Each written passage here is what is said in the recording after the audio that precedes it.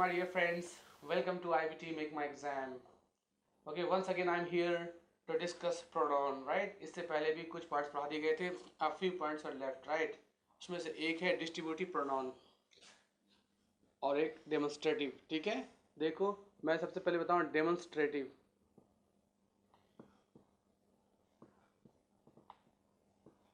Demonstrative pronoun, right? इसका use सिखाऊं. Demonstrative. This,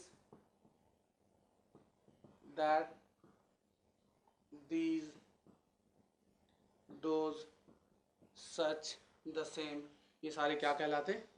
Demonstrative pronoun. ठीक है, try to understand these words.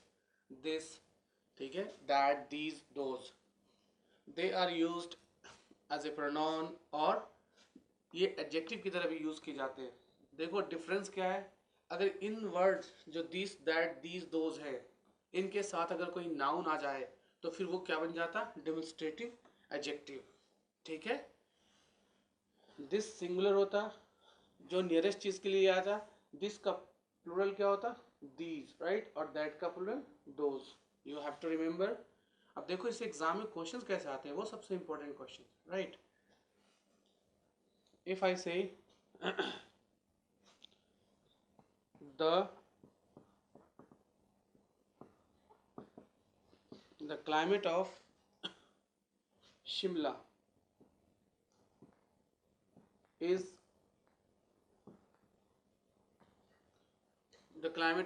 is colder than Delhi. इस sentence को गौर से देखो. यहाँ पे क्या यूज किया गया है? The climate of Shimla is colder than Delhi. क्या ये सही यूज है? देखो यहाँ कंपैरिजन हो रहा है, तो किसके किसके बीच हो रहा है? Here the climate of Shimla and where is the climate of Delhi. Here the missing word is, होना एक्चुअली क्या चाहिए? अगर हम जब कंपैरिजन कर रहे हैं दो चीज़ों को तो the climate of Shimla and the climate of Delhi होना चाहिए, राइट. तो अगर हम ये यूज करें इस तरह से द क्लाइमेट ऑफ, अगर एक वर्ड यहाँ पे लिखूं कि the climate of Shimla is colder than the climate of Delhi. ठीक है, तो देखो अब ये बैलेंस तो सेंटेंस हो गया है. ठीक है, कि हम शिमला के क्लाइमेट को और दिल्ली के क्लाइमेट से दोनों को एक दूसरे से क्या कर रहे हैं? कंपेयर कर रहे हैं, right. But you have to remember कि हम पढ़ क्या रहे हैं? प्रोनाउन. ठीक है, प्रोनाउन का काम क्या है? ये नाउन के रिपीटेशन को रोकता है. अब देखो इस सेंटेंस में दो दो क्लाइमेट आ गए, राइट. तो हमें एक को तो रोकना है. तो the climate of Shimla is colder than, अब ये द क्लाइमेट की जगह पे हम क्या यूज करेंगे? दैट का यूज करेंगे. ठीक है, तो सही सेंटेंस क्या होगा? The climate of Shimla is colder than the climate of Delhi, right. देखो दिस और दैट का तो यूज जानते हो. मैं पूछता हूँ कुछ. इफ आई से cause and horses are both useful. Here I have mentioned cows and horses, right. अब अगर हम इसकी बात करें तो if I say these carry our luggage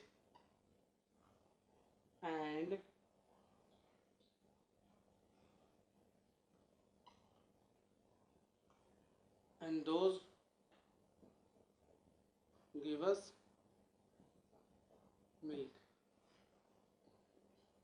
देखो इस सेंटेंस को गौर से देखो. इस सेंटेंस में जो दो नाउन का यूज किया गया है वो कौन सा है? ये plurals noun, right. Cows and horses, right. हम बात कर रहे हैं these carry means we are talking about horse, right. तो इस नाउन का जब रिपीटेशन यहाँ हुआ है कि ये जो घोड़े हैं कैरी आर लगेज, तो इसके लिए हम क्या लेंगे? These, right. अब जो यूज किया गया वर्ड दोज, ये किसके लिए है? Those give us milk means here there are many cows, तो मैनी काउज के लिए हम प्रोनाउन क्या लेंगे? दोज. ठीक है, तो सही सेंटेंस क्या होगा? cows and horses are both useful, right?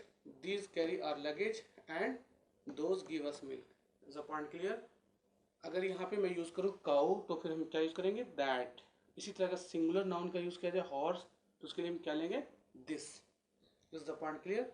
जो पास में उसके लिए हमने दिस लिया है और दूर के लिए फिर मैंने क्या लिया दोज. ठीक है, फिर से समझो. इफ आई से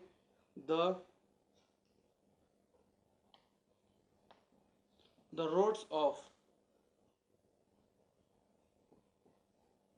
Delhi are wider than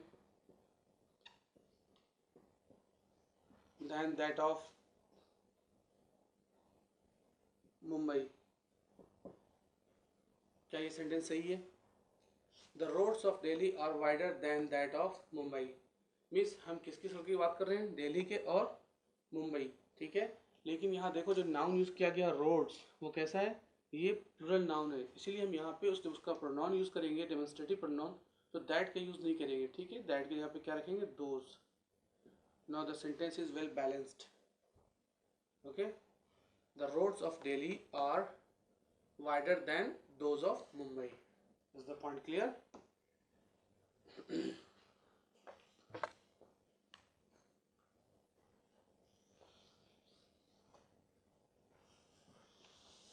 देखो फिर से. If I say the students of this class are more industrious than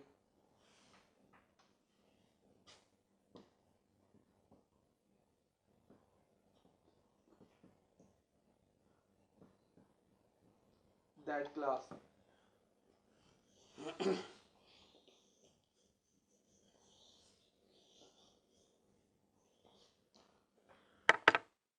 देखो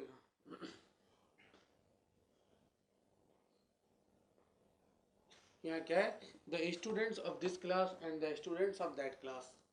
इनके बीच में क्या हो रहा है? कंपैरिजन हो रहा है कि इस क्लास के बच्चे ज़्यादा मेहनती हैं किससे? उस क्लास के बच्चे से, राइट? तो यहाँ पे जो यूज़ किया गया है द स्टूडेंट्स. देखो दिस क्लास और यहाँ क्या है दैट क्लास. दो क्लास के बीच में कंपैरिजन किया जा रहा है. बट इस क्लास के बच्चे ज़्यादा मेहनती हैं किससे? उस क्लास के बच्चे से. यहाँ पे जो दैट यूज़ किया गया है ये गलत है. यहाँ पे क्या यूज़ करेंगे हम? दोज. ठीक है. तो क्या हो जाएगा? The students of this class are more industrious than those of that class. Is the point clear? इस तरह से आप दिस दैट दिस दोज का तो यूज समझ गए होंगे. देखो अब नेक्स्ट पॉइंट की ओर बढ़ते हैं, वो है डिस्ट्रीब्यूटिव प्रोनाउन.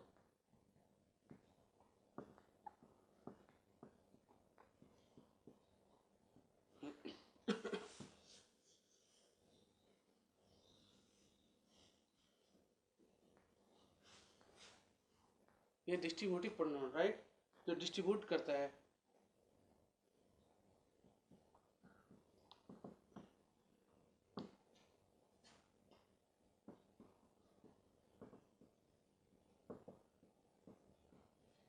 ठीक है, इनका यूज देखो ईच, ईदर, नीदर. इसे कहते हैं डिस्ट्रीब्यूटिव प्रोनाउन. ठीक है,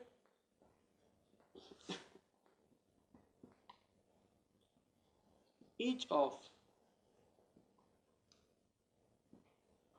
the student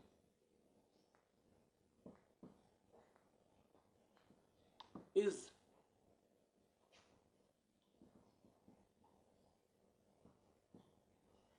each of the student is diligent.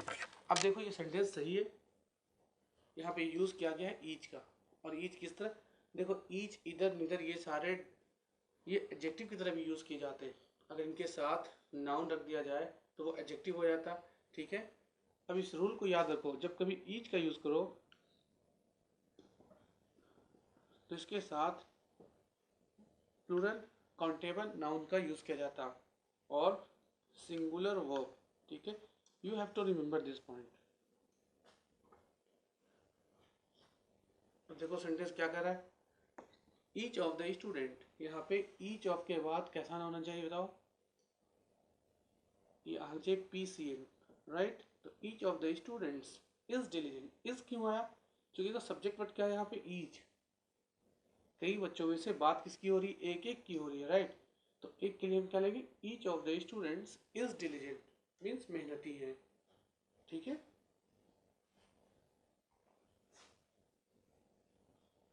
Each of the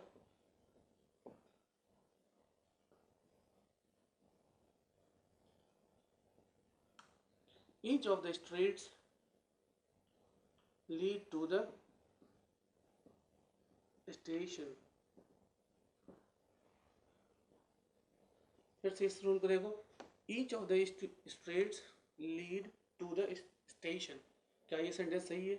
तो देखो what does the rule say, you have to remember this rule कि each of के बाद क्या रखा गया है, PCN, plural countable noun, but what about a verb, ये सिंगुलर वर्ब कहलाता है, राइट। जब उसमें एस या ES लगा दो, ये LEAD लीड जो है ये प्लूरल वर्ब है, राइट। और जब इसमें एस या ES लगाओगे तो वो क्या बन जाएगा, सिंगुलर वर्ब, ठीक है। तो हम यहाँ पे क्या लेंगे, लीड में एस लगा दो तो क्या बन गया, सिंगुलर वर्ब, ठीक है। देखो वर्ब के फर्स्ट फॉर्म से अगर हम फिफ्थ फॉर्म बनाते हैं एस या ES, क्या कहते हैं एस या ES वाले को, ठीक है, ये कहलाता है प्लूरल वर्ब और ये सिंगुलर वर्ब। जैसे गो, कैच, हिस, क्विज। तो देखो जब वर्ब के फर्स्ट फॉर्म एंड किसे हो, O SS SH CS X Z, right. तो उसमें क्या लगा देना है, ES, बाई एडिंग ES वो वर्ड क्या बन जाता, वर्ब के फिफ्थ फॉर्म, ठीक है। जैसे गो, गो के लास्ट में क्या, O, इसका फिफ्थ फॉर्म बना दो गोज। इसी तरह कैच का बना दो कैचेज, लास्ट में CH है। हिस, हिसेज। क्विज, क्या लगा दो, क्विजेज, राइट।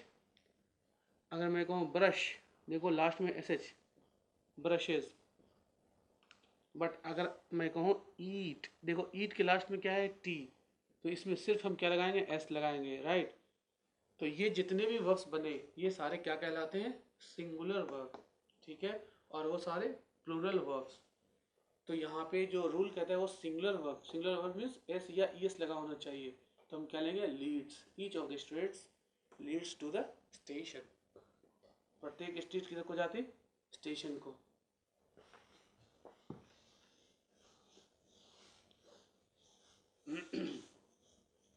देखो ईच के बाद अगर ये प्रोनाउन का यूज किया जाए, each of you, if I say each of you are working hard, इस सेंटेंस को देखो, क्या ये सेंटेंस सही है, each of you are working hard.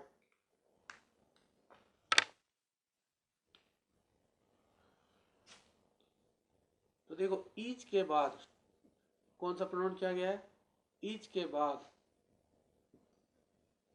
Of, और मैंने क्या लिखाया था, प्लूरल काउंटेबल नाउन, या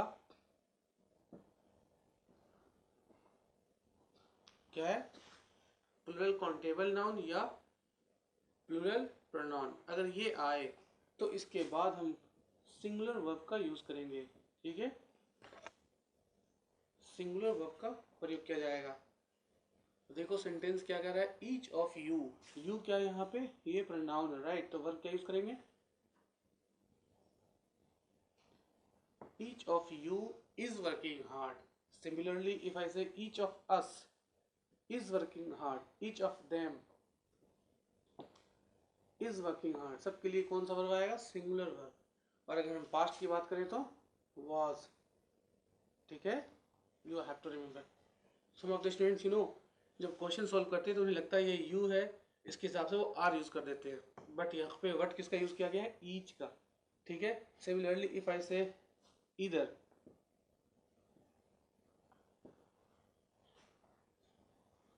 either of either of my three brothers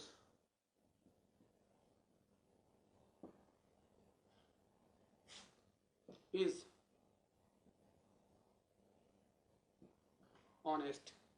इस सेंटेंस को देखो, either of my three brothers is honest. अब ये एग्जाम में क्वेश्चन इस तरह से पूछ दिया जाता,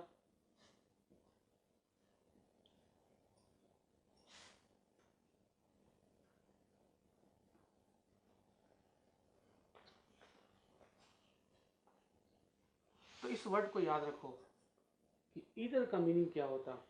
ईदर का मीनिंग होता कि दो में से कोई एक, कितने में से, दो में से कोई एक। और यहाँ बात हम कितने की कर रहे हैं, three brothers. In three brothers के लिए ईदर वैलिड नहीं है, तो एरर कौन सा हो जाएगा, ए पार्ट में। ठीक है, अगर दो से ज़्यादा हम पर्सन या थिंग की बात करें तो हम यहाँ पे यूज़ क्या करेंगे, एनीवन। ठीक है, anyone of my three brothers is, ठीक है। Similarly if I say anyone of your parents will meet me, anyone of your parents, do remember here we are talking about parents. Parents means two, mother and father। दो के लिए फिर anyone valid नहीं है, इस part में फिर error आ गया, राइट। अब हम यहाँ पे क्या यूज करेंगे, इधर। Is the point clear. तो इधर का यूज करते हैं जब हम दो में से सिलेक्शन करते हैं, और एनीवन मोर देन टू। ठीक है,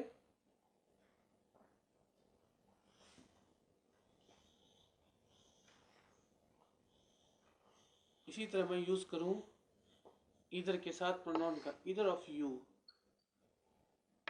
ठीक है, इधर ऑफ यू विल कम, इधर विल ऑफ क्या है, इधर of you will come to me.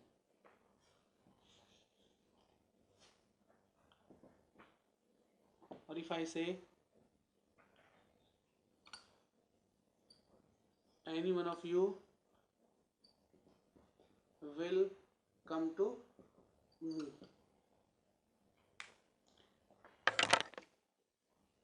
देखो ये कौन सेंटेंस सही है, तो आपको ये पता है कि इधर का यूज कब करते हैं, कितने के लिए यूज करते हैं, दो के लिए, राइट। और element more than two, but यहाँ पे हमने मेंशन क्या किया है, यू। ठीक है, अब यहाँ पे जब इधर है तो इसका मतलब अंडरस्टूड है कि कितने की बात होती होगी, टू की। एनीवन है means more than two persons और थिंग्स। ठीक है, तो here both sentences are right. ठीक है, बोथ आर करेक्ट। इधर के साथ यू भी यूज कर सकते हो और एनीवन के साथ भी यूज कर सकते हो। इसी तरह से अगर हम बात करें नीदर की, तो जिस तरह आपने इधर का यूज सीखा उसी तरह से नीदर का यूज करते हैं। जैसे नीदर